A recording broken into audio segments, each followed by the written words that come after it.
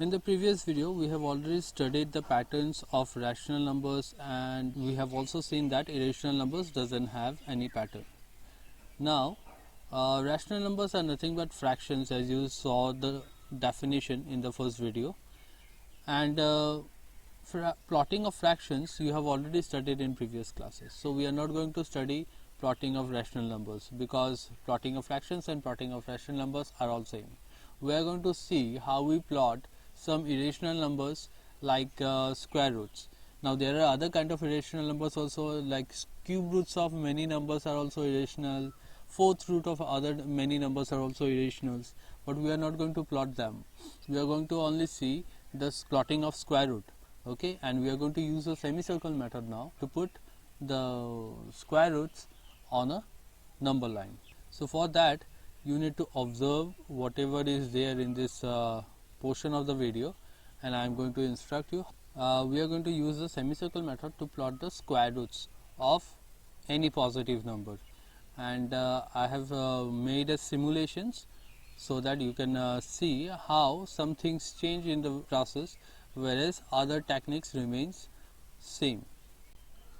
So for the semicircle method, we first draw the x-axis and the y-axis. We plot the origin, and for instance let us find the square root of OB. Okay, and here OB you can see it's 9, so the square root of OB should be 3, right? So we will observe whether by the end of the process whether we get 3 or not. In the with the same process you can do it for 9.3, 9.8 or 13.5, but first let us see for something that we know. So we know the square root of 9 is 3, so hence we are going to plot the square root of 9. So we mark here OB. I have marked here OB already, and we are going to find the square root of OB. So for that, the first thing you need to do is mark another point A, which is -1. On -1 you need to mark another point. So now what you do is you take the midpoint of AB. Okay, you take the midpoint of AB. How do you take the midpoint of AB? Just by adding 1 and then dividing by 2 to 9. 9 is the maximum point, so we add 1. 9 plus 1 is 10. 10 by 2 is 5. So now we can just count from A how far is 5. So 1, 2, 3, 4, 5. On the same way, on the other side also the counting would be 5. If you count from here, then also you are going to get 5 on the other extreme point. You can also get the midpoint. Okay, we have marked as C. You can also get the midpoint by drawing the perpendicular bisector. Okay, but we shall avoid it, because since it is a number line and we know adding 1 and then dividing by 2 very easily, hence we shall avoid the perpendicular bisector. It's not needed. And then we take C as the center and CA or CB as the radius, and draw this semicircle from A to B. Now you can see that this circle is cutting the y-axis at this point. So now this point OD is actually the square root of OB.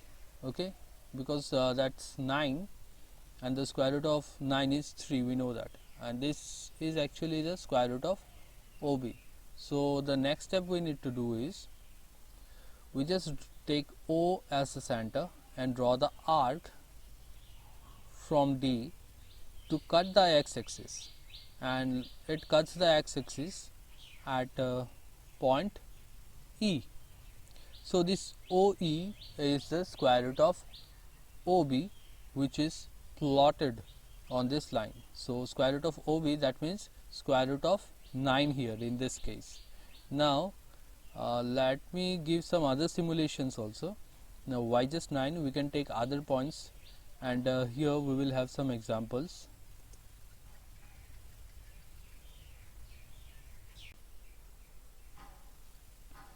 So let me change this point to this.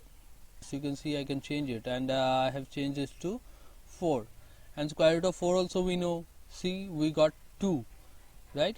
This 2 is this square root of OB, which is equal to 2.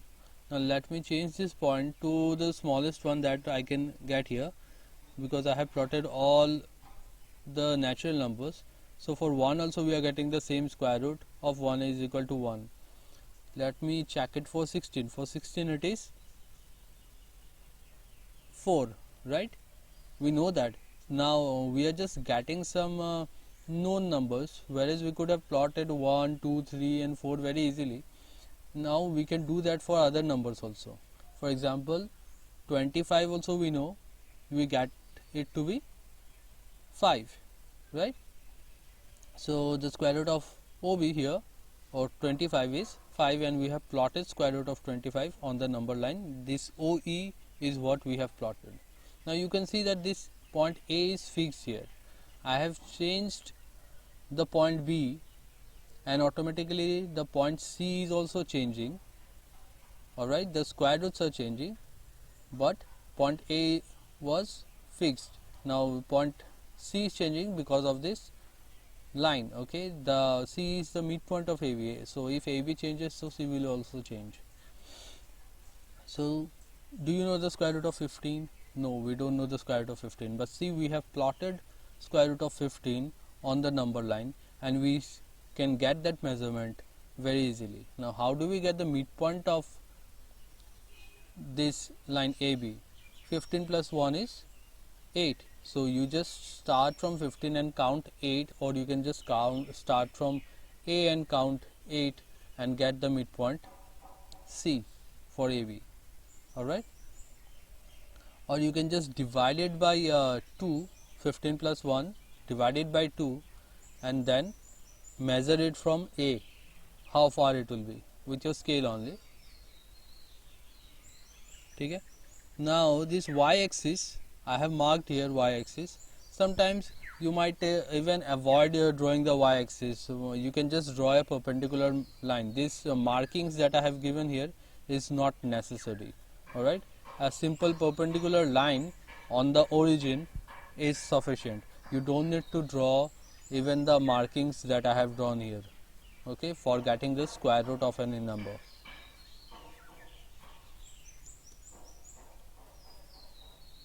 So what we had here is a semicircle method, and in this semicircle method we could find the square root of any positive number just by simply following this process. Okay, and in the next video we are going to study about square root spiral. There is another technique called the Theodorus square root spiral, that the pictures I have already sent you earlier, and we are going to discuss about that. But for whenever you are being asked to draw the square root, use this method, okay, because this is the easiest one. And to get the square root of 15, you will need to draw almost 14 triangles. So instead of going through the tedious process of getting the square root by Theodorus spiral, this method is much simpler, and use this instead of square root spiral method only when it is not mentioned. Only plotting of square root is asked to you, then use this method.